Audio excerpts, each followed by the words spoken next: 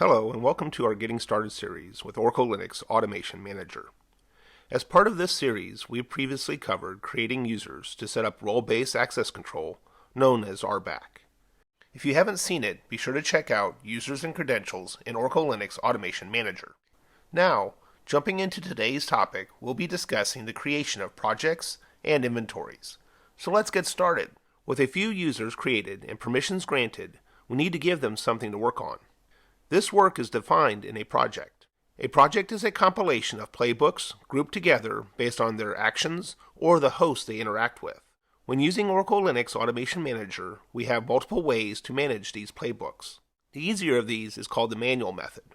As the name infers, we'll need to manually copy the playbooks and their associated files to a directory under the project-based path. When copying the playbooks to the instance, take care to match existing Oracle Linux level ownership and permissions shown under /var /slib/ol-automation-manager/projects. It is essential to complete this step before trying to create our project. The better option for managing, maintaining, and hosting our playbooks is to use a Git-based source control management SCM solution such as GitHub or GitLab.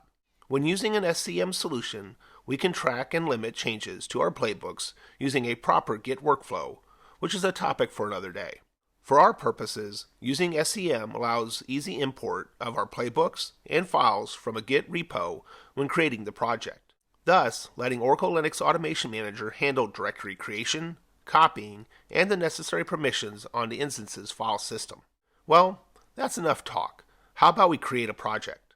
Navigate under Resources and click Projects. Click the green plus button to open a new project page. Let's enter testing for the name of the project and associate it with the example organization. Then click the SCM type. I've selected the manual type for this project.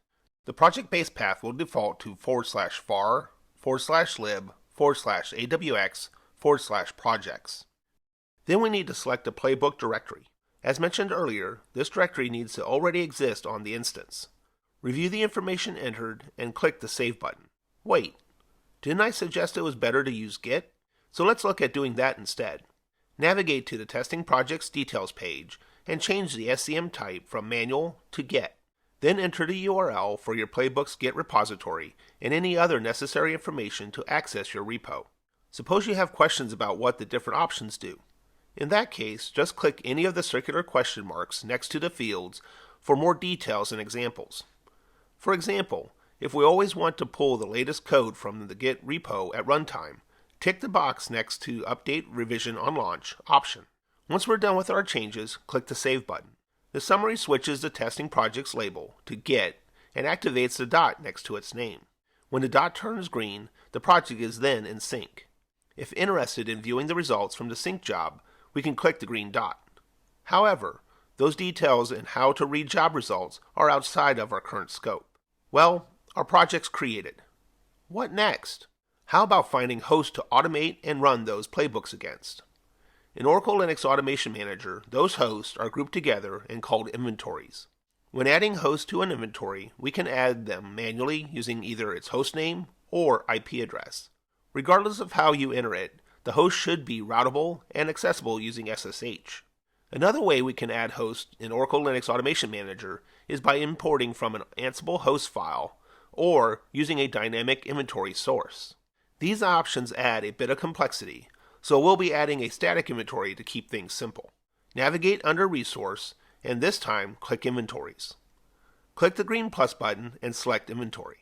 Let's enter Development as the name of the inventory and associate it with the example organization.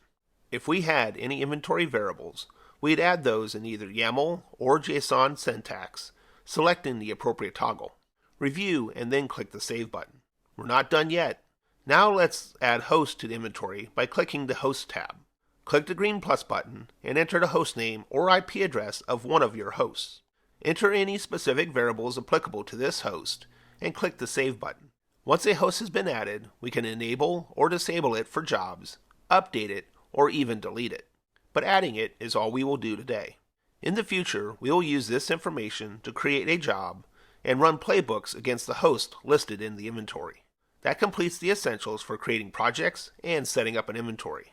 Thank you for watching. For additional information on Oracle Linux Automation Manager, access the Oracle Linux documentation or Oracle Linux Learning Library.